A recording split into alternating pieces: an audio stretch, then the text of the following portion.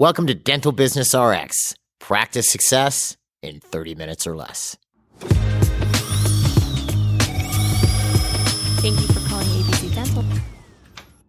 For over 20 years, we've encouraged our clients to drop plans, get out of network, and create a fee-for-service dental practice. You can almost say that this concept is more or less woven into the very fabric of our company. Well, 3 to 4 years ago, things began dramatically changing. In response to these changes, we severely upped the intensity of our message. And look, we can't demand that anybody does anything. I mean, after all, it's, the client's practice. It's not ours. But seeing the writing on the wall, we went from gently recommending this course of action to urgently alerting clients to the importance of getting out of network right now, while doing anything at the same time possible to help them through it successfully. Well, why the sudden change? And what potential dangers are we seeing that have us motivated to help our clients get out of network, in many cases as a first priority? And what's actually involved with getting out of network and having a fee-for-service practice, and what does it really look like? Well, these are the questions I want to answer in this week's episode. My name is Jeff Bloomberg, and I'm your host.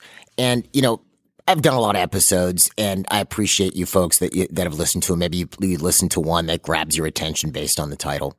The only thing I can tell you is if you are in network right now, you've considered going fee-for-service, it's something that's at least on your radar. I can't stress enough. I'm never somebody who says you have to listen to an episode, but I can't stress enough how important this is to your future, to the productivity of your practice, future profitability, and stability. So if this is something that's really on your radar and you're considering, please listen to this and at least consider some of the things that I'm saying. Obviously, you have to make your own decisions about things, but this is, I've been talking about this for a while, and I've gone through, please do this. It's a good idea. I haven't really pleaded, but I've cajoled. Hey, it's a great idea. I can't stress how important this really is. So anyway, give it a listen. Definitely something that you want to consider, and there is light at the end of the tunnel here if it's something that you're looking at doing. I think the best place to start here is explaining what we mean here at MGE by a fee-for-service practice, because it means a lot of different things to different people. Some people think fee-for-service means you don't accept assignment ever, or have other ideas of what it means. Let me give you kind of an overview here. All fee-for-service really means is that patients are paying your normal full fee. If you were in a PPO and you were accepting $880 per crown as opposed to your normal fee of $1,300, that means you're always getting $1,300. Now, if you have a PPO patient who, you've dropped their plan and they're still seeing you, which there's a good chance a lot of them will, which I'll talk a little bit about as the episode progresses, that means they're paying the $1,300. And if their insurance will let you accept assignment, you're accepting assignment. You're getting half of whatever their out-of-network reimbursement is, and then the patient is paying the balance. So essentially, when we say fee-for-service, we mean patients are paying your normal full fee for any services that you deliver. You're not doing cleanings for, $130 for a cleaning exam and bite wings. You're doing them for $300, which is your normal full fee. And if there is the ability to accept insurance where the PPO will still pay you, you get paid and the patient pays the balance. That's fee-for-service, And a lot of our clients who continue to, who dropped out of plans still do accept assignment. That's just something they do. They think it's a nice benefit for patients. And if they won't get paid by the PPO, they at least do something, they give the patient all the information they need in order to file their insurance. So if you think about that for a second, imagine your practice like that for a second, especially if you've ever had the chance. People used to have to look at their write-offs, right? Because especially early on, when I first got into the industry back in the early 90s, you didn't really have this ability to input an entire fee schedule, or not many people did. So what would happen is, you'd do that crown, you'd enter the $1,300 and you were only, back then it wasn't that much, but you'd only get the $800 and you'd write off the difference.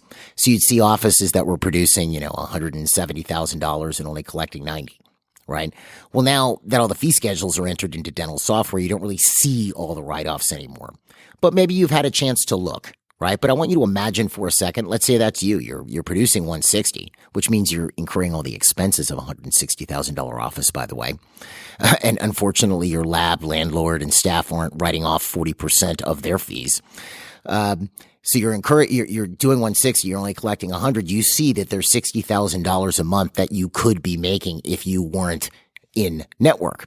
So it sounds really cool, doesn't it? And you think, well, if it sounds so cool, why are more people not doing it?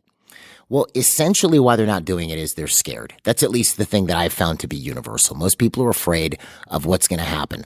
All the patients are going to leave. I'm not going to make any money anymore. And people become paralyzed by this. So then they end up just continuing this. And with what's been going on, that just becomes, this is a time when you need to act. You need to make a decision. It is now decision time because the long-term prognosis associated with this is not very good. So the first thing I'll tell you is if you drop a plan, you're only going to lose on average about 30% of the patients. Now that doesn't apply to HMO plans. Okay. That's a whole different thing. Okay. But PPO plans where you can be in or out of network, right? The average loss, patient loss is 30%. You might have thought it was higher. You might have thought it was lower, but the average is 30%. I've actually seen it a lot less in many cases, but the average, if you do everything wrong, is 30%. The only exception I would give you to that is with Delta. Delta is a little bit different, which is why we take a couple different actions with clients when they have a lot of Delta infiltration into their business. So how does the math work on this? And I'm going to give you a sort of a simplistic aspect of this for a second. So let's imagine for a second you have patients A, B, and C, and they all need a crown, 2740 or 50, right? And your normal full fee for that crown is $1,300. And the PPO fee is $800. So if you did all three crowns on patients A, B, and C at PPO rates, you'd be getting $2,400. But let's say you haven't done them yet and you decide you're going out of network. You're not going to accept this $800 anymore. And you lose one of those patients, which is actually higher than 30%. It would be 33%. But just for argument's sake, we're keeping this simple. You lose patient C. They say, doctor, I can't stay with your practice because you're no longer in my insurance network. So they leave. You don't take my insurance. Okay. Which actually you do. You just don't accept the fee. So now you're only left with patients A and B. If you do the crowns on patients A and B at $1,300 a crown, that's $2,600. So you could have done the crowns on patients A, B, and C in network for $2,400. Or you do the crowns on patients A and B at $1,300 a crown for $2,600. You actually make more being out of network after patient loss. And that's not all the money you're saving there. You're actually making a little more, but you're saving labor costs, you're saving material costs, you're saving a lab fee. So the profit margin on this is far higher. You're also not having to work as hard. And I have no problem with working hard, and I know you don't either, but wouldn't it be nice to work hard and actually get paid for what you're doing? Okay. So this is something we've seen it play out so many times with our clients because, again, like I told you, we've really turbocharged our messaging on this to get our clients to move out and all the assistance that we're giving them. So now, why is this all of a sudden a humongous problem? What's this writing on the wall that I've been talking about? Well, there's two big things that have occurred since March of 2020. All right. The first one is inflation. And look, I know this isn't a news flash for you, but let me just give you a couple of basic statistics. Since March of 2020 to today, okay, through March of 2024, so about 4 years, okay, the inflation rate has been 21.4%. So if something cost you $1 in March of 2020, it now costs you $1.21. Or 22 in some cases. And if you were to talk to people, you've probably felt this yourself. Many people think it's higher than 21%. It might be high. And the reason they think that is because the way this number is calculated, and I don't want to get into this too much, is something called the Consumer Price Index, which, is something put together by the Bureau of Labor and Statistics for the government. And what the Consumer Price Index does is it takes a number of different types of goods, food, rent, fuel, electricity, etc., telecom, all these different things. And they look at the inflationary rate in all these categories, and then they average it out at the end. So that 21.4% number that I'm giving you is the average. Things like food, fuel, have gone up higher than 21%. And unfortunately, these are the things we're buying all the time, whereas consumer electronics, education, and telecom haven't gone up that much, but we're not buying new cell phones every week, right? Maybe our cell phone bills we have. But the point being is what used to cost us $1 just 4 years ago now costs us $1.21. So this is affecting, a lot of different things in your practice. You've probably seen it in lab costs, supply costs, marketing costs, right? Where you've probably especially seen it is with staffing costs because your staff are people, right? they're facing the same problems that you're facing with regards to inflation. Gas to and from work costs them more. Housing costs them more. Their electricity bill is higher. Possibly childcare is higher. All of their costs have also gone up at the same time. And if you combine that with the labor market, which has tightened in the last 4 years, I don't have the latest unemployment numbers in front of me, but we're hanging in the 3 to 4% unemployment range. So staff are in demand, and costs have gone up. So you have people not just asking for more money, but needing more money because they're facing the same problems that you are facing. All right. And the normal response of any business, if they're faced with increased costs, would be to raise their fees. That's what any business would do. If you had a restaurant, any business, I'm not just limiting this to dentistry. If you owned a burger joint, and then all of a sudden, all of your supplies cost you more money, you either have to eat it with relation to profit or fire staff and reduce service, in which case you're probably going to sell less and make less income, or you're going to have to raise the fees for your burgers, right? That's normal. And I'm not trying to compare dentistry to a burger joint, okay? But this is just math, all right? So this is what's been happening to you. So it's probably cutting into your profit. It may have put you in a position where you're priced out of hiring certain people. I saw this happen to a client a couple of years ago when this all started, where they couldn't find a hygienist. I just so happened to be talking to another doctor in their same zip code, one of our clients as well, and he told me he was paying $60 to $65 an hour for a hygienist. This was in Southern California. So I looked at this other client's ad on Indeed. They were offering $55. This $55 an hour ad was sandwiched in between all the other ads for hygienists from corporate offices and other dentists. And some of these corporate offices were offering $4,000 signing bonuses and $60 to $65 an hour. Well, that's why he couldn't find a hygienist. And it wasn't because the hygienists were greedy and just wanted money. Think about it. It's basic economics. So this will start to affect your staff, because if there's pressure on finding staff, and the doctor down the street is looking for a dental assistant, they're willing to pay $28, and you're paying $23, people will look at these types of things, and it's no hard feelings towards you, and it's not lack of loyalty or whatever. It's basic economics. So you have to be able to compete, all right, because they are facing the same problems that you are facing. So the usual thing would be to raise your fees, but if you're in PPOs, you can't raise your fees. Only the PPO can raise your fees. You can sometimes renegotiate, but for the most part, you can't. You can't just decide. With your normal fee structure, if you decided to raise the fee for your pro fee and adult pro fee, you could do that today. But you can't do that with a PPO. So you start to hit a point as this trend continues, because the thing with inflation is it doesn't just stop, right? And that's the bit of a joke, because if you follow the news cycle on this, right, you'll have the government will come up. At one point last year or the year before, there were months where you'd get numbers like 9% or 9.5%. You go, well, what are these numbers? The big number you get where it's 4% or 9% or this or that is something called year-over-year inflation. So if June of last year something cost $1 and June of this year inflation is 9% year-over-year, it now costs $1.09. All right. The monthly numbers don't tend to get published that often because those numbers are usually smaller. They're, 0.3% or something along these lines, right? But what will happen is if inflation was 9% last month and then it's 3% this month, you'll have, the various people in government taking a victory lap. Hey, look, inflation's down. It's still going up. It's not like prices went down. That's deflation, and that's not what we're seeing, right? And we probably won't. So if a Coke used to cost you $1 and now it costs you $1.25, it's not like all of a sudden Cokes are going to go back to costing $1. They'll just go up less fast is probably the best way of saying it.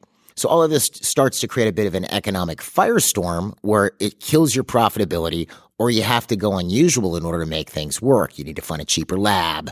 You need to get cheaper this or cheaper that, which is really not the ideal situation. You want to be able to practice the way that you want, all right?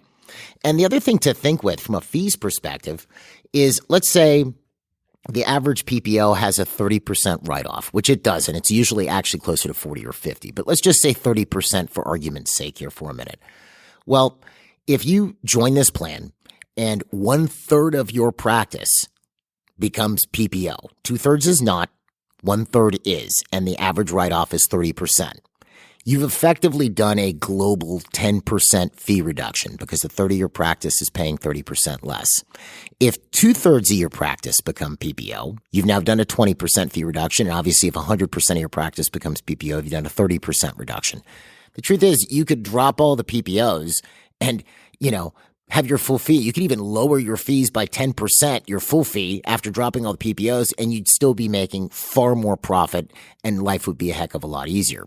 And to that end, and I'm not going to get into this too heavily here, but we have this spreadsheet, right, that we use when we're doing this analysis with clients.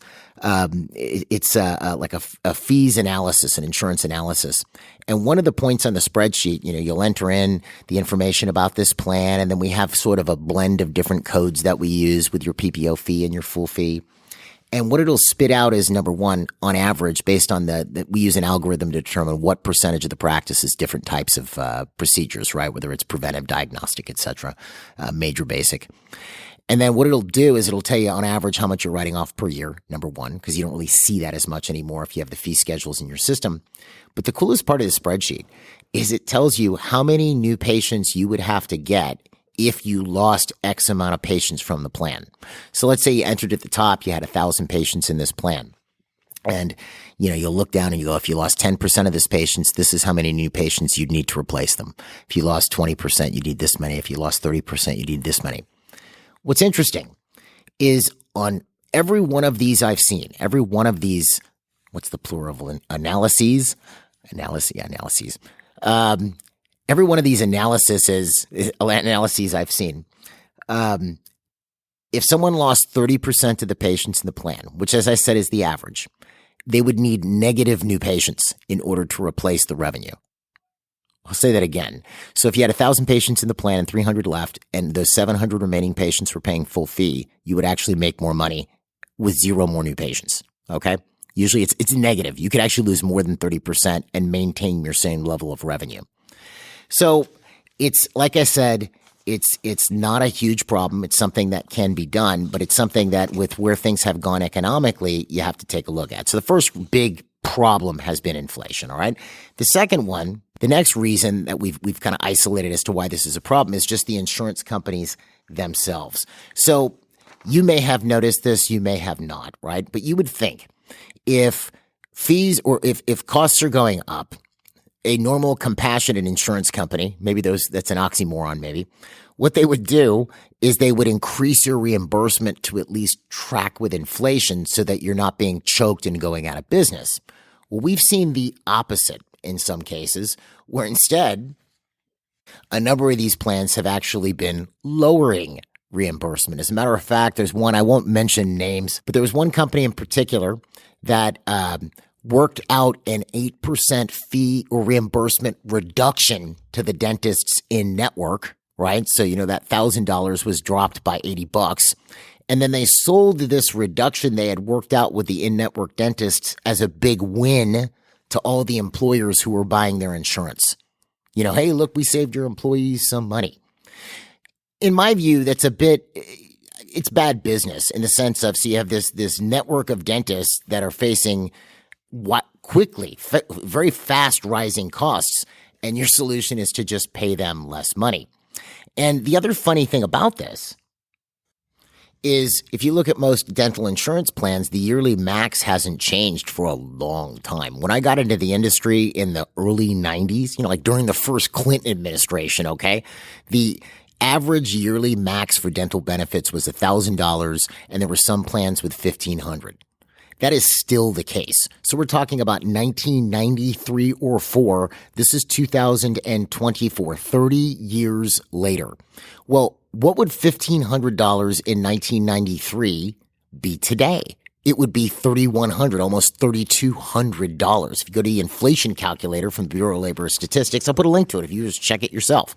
The exact number, $1,500 in 1993, is now $3,183.92.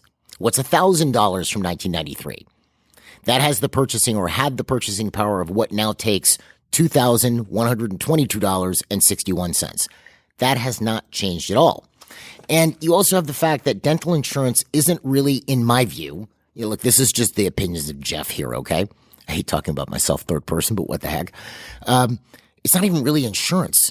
You know, insurance is technically supposed to be a transfer of risk. So if I'm driving my car and I wrap it around a pole and cause all kinds of damage because I drove it through a storefront, it's going to cost $250,000 to fix it. My insurance company is going to pay for that. I'm transferring the risk to them by paying the premium. If I'm severely injured to the point where I need to be shoplifted to a hospital, I have medical insurance, which after my deductible kicks in 100%. Okay. That's a transfer of risk. Paying $1,000 or $1,500 towards some dental work, it's not really a transfer. It's more of a benefit than an insurance plan, right? And if you look at it, if someone has insurance and they need 6 crowns at $1,300 a crown, that's $7,800. $1,000, $1,500 isn't huge amounts of money towards that. It's not like it should make or break whether the patient actually does. It doesn't even cover, heck, it's like covers maybe 1 crown, maybe a little bit more than 1 crown. So we have reimbursements going down, and they weren't that great to begin with in the face of raging inflation. I mentioned earlier that, in my example, I gave a 30% write-off for PPOs. It's usually closer to 40 or 50%. MetLife used to have a website, which funnily enough doesn't work anymore. I've mentioned it several times in the episode. I'm not taking any responsibility for that, but it doesn't work anymore. You can't get to it. It just goes straight to the MetLife site. But it was called feelookup.com. It's gone now. But what you could do is you could enter a zip code and look what the MetLife plan paid for those various CDT codes in that zip code and what the full fee was, the average full fee was usually a range in that zip code. And, you'd look and a pro fee 4 bite wings and an exam was $130 in the MetLife plan, and it was close to $300 at full fee in that zip code. And what I found funny about this, well, beyond the fact that the site is not gone, or now gone rather, but what I found funny about this was the fee that they were giving as the full fee for that zip or area was actually wrong in most cases. And I say this because sort of the gold standard since I've been in the industry for dental fees is something called the Wasserman Guide. I'll put a link to it on the episode webpage because I really like this guide, and I have zero economic connection to these folks. Never actually even talked to them. I talked to somebody in tech services once, or customer service. But what I'd recommend if you're going to buy the Wasserman Guide, get the development version. That's the link that I left up for you. It's a little thumb drive. It runs in a Microsoft Access database. But it's really great because then you can kind of set your fees and download them, which makes it more useful. You can't usually do that with the other ones. But I compared the Wasserman Guide to what MetLife said the prices were for full fee for that zip, and it was way off. The Wasserman Guide was much higher. And this is sort of what happens with fees because obviously in response to increasing costs, you want to raise your fees. So hopefully you've at least raised your full fees since all of this stuff started. And you need to have raised your full fees by at least 21.4% to track with all of this, which you may or may not have. But what I would look at is where you're starting from, because what happens to a lot of doctors is they buy a practice and they may or may not have raised their fees every year. And they're starting at the point that they started at, which they felt good about. And they usually don't track with where fees actually are now. And I say this because we've used this fee analysis. We'll bring a client in, we'll look at their fees, and we'll look at where they fall in, what they're charging for their zip code. And usually the Wasserman Guide displays it by percentiles, right? And I'm not saying you have to buy the Wasserman Guide. I know that the AGD has a guide too, whatever. I'm partial to the Wasserman Guide.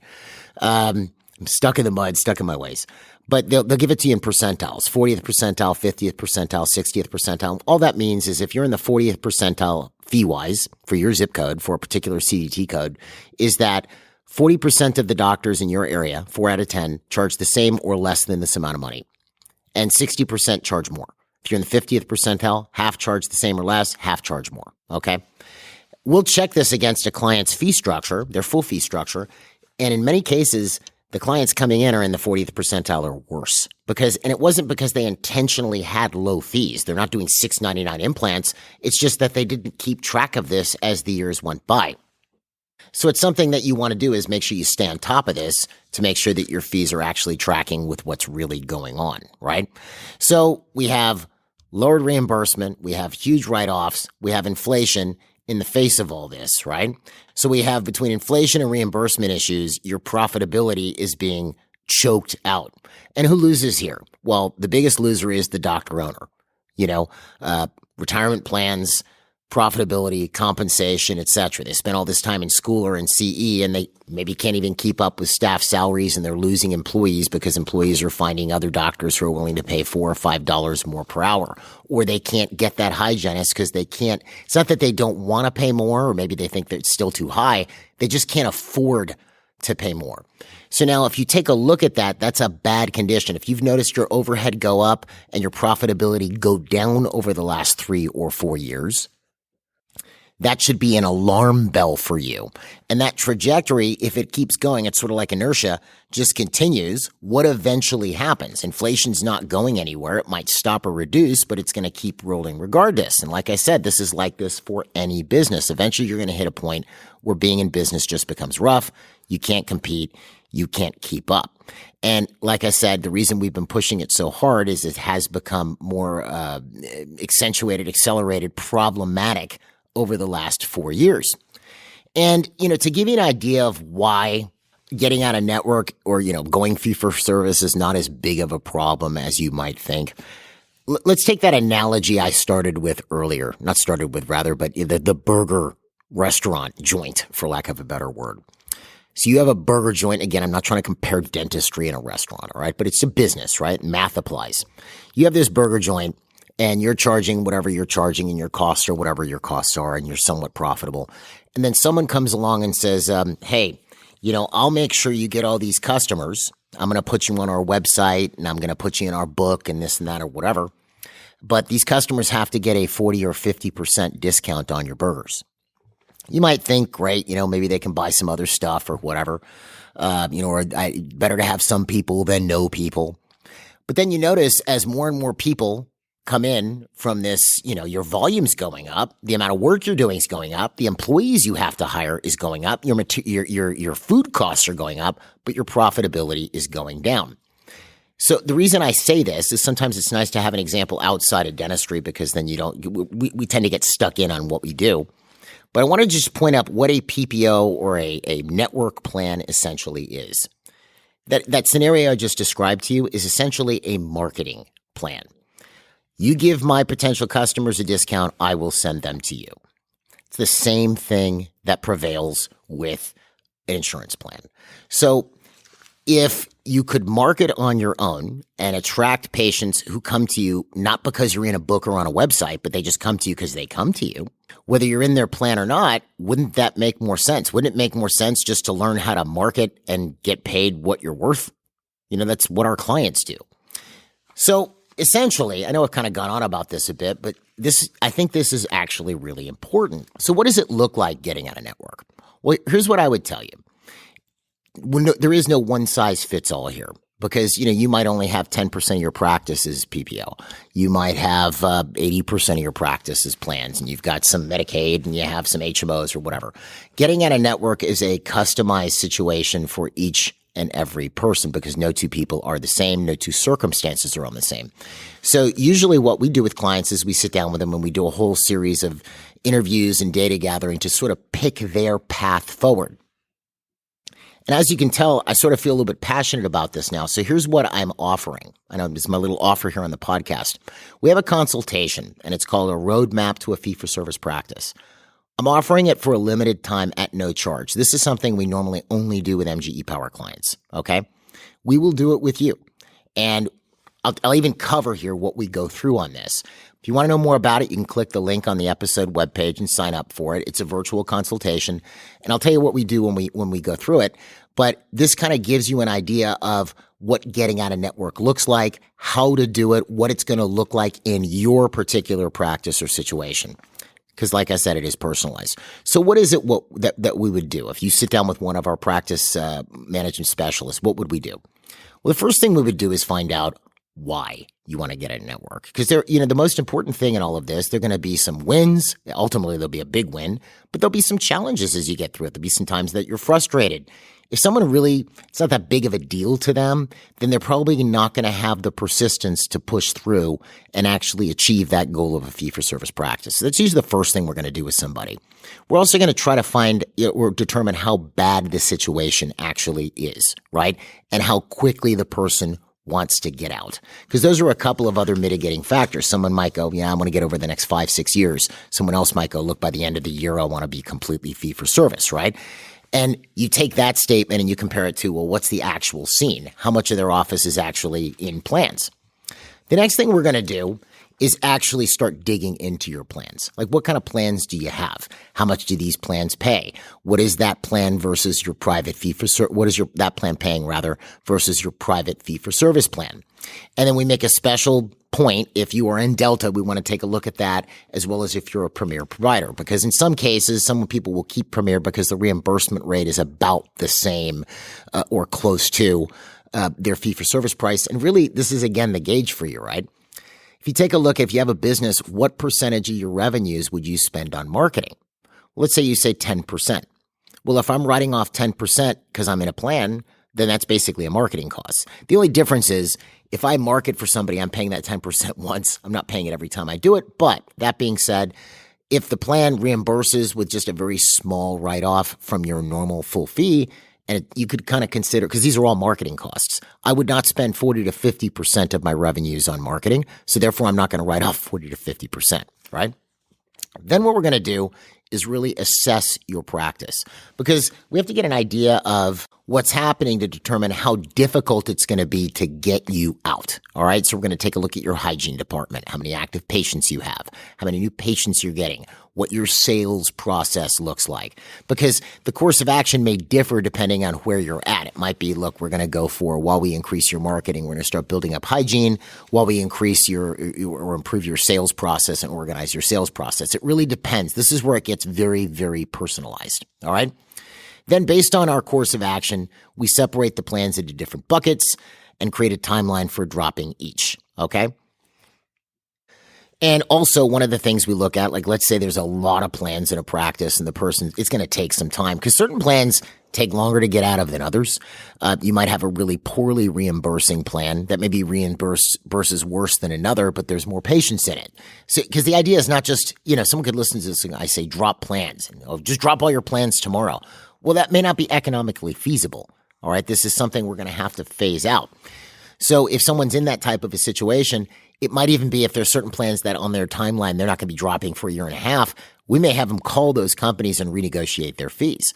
And I'm not down on the companies that do that, that renegotiate fees for you.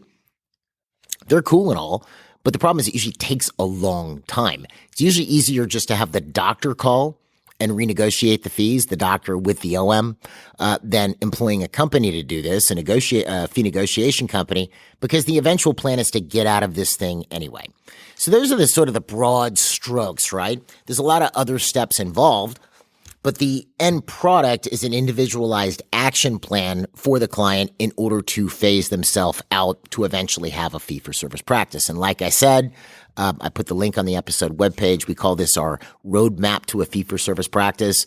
We're offering it for a limited time for free. Usually it's just MGE Power clients to anyone. Obviously, we're offering it to all of our other clients as well. But if you are not an MGE client, you're like, I'd like to try this, click the link, schedule, and take advantage of it. The only thing I would say is if getting out of plans is not that big of a deal to you, like there's no urgency associated with it, I wouldn't do it. Because, you're not going to have the drive to do it. But if you see what I see or what we've seen, and you can see the writing on the wall, and you just haven't been able to figure out how to do it, or you're a bit freaked out because, what's going to happen when I do this, this is for you. So go ahead and click it and schedule. I definitely recommend it. So I can't stress the urgency of this. Again, I can't stress it enough. I hope I've communicated that to you as I've gone through it. And it's funny. One of the founders of the company, Dr. Wintereg, years ago, this was back in, it was like 2007 or 8, said something that was very prophetic. Like with where he saw dentistry going, he'd been in practice. He originally graduated in 81 from IU, and he practiced for, in central Indiana for quite some time. And what he said at the time, he said, look, with where dentistry is going now, what you're going to end up with is haves and have-nots, right? And it was prophetic. It's played itself out definitely, especially the last 3.5 or 4 years. And you can kind of see all of the things without me going off on this too hard, but dental school is more expensive than it ever was. Doctors aren't buying practices as early as they used to. Used to be, I think, if I'm saying this off the cuff, I have my numbers not next to me, but it used to be by 35 years old, back in 2005, 55% of doctors over 35 owned their own practice. That's now down in the 20s, right? And I understand you have kids graduating and they owe $500,000. I mean, I think the 4-year tuition, including interest and housing and whatever for NYU for the graduating class, I forget the year, maybe 2025 or 6, is estimated to be over $700,000 for NYU dental school. This didn't even count the undergrad, right? So dental school is expensive. You have a kid walking out with hundreds of thousands of dollars worth of debt, and then they walk into a situation where hopefully eventually they get their practice, and now they're getting reimbursed poorly. I guess the point I'm trying to make is you don't have to do this. You don't have to be a have-not. I would suggest you be a have. We have clients who are doing this, and they enjoy their profession. It's fun. They're very successful. They're profitable. They're well compensated. Their team is well compensated. They're doing the dentistry patients need, not just what insurance covers. Okay. I would recommend if that appeals to you, be one of those people. Because right now it is decision time. Your hand is being forced economically. You worked very hard to get where you are. A lot of school, a lot of CE. Control your destiny, right? As I mentioned again, the link is on the episode webpage. Take advantage of this consultation. I hope you do. I also put the links to the inflation calculator as well as the Wasserman guide. Folks, I hope this helps, right? And if you need anything from us, you can always find us online at mgeonline.com or call us at 800-640-1140. That's all I have for you this week. We'll see you at next week's episode.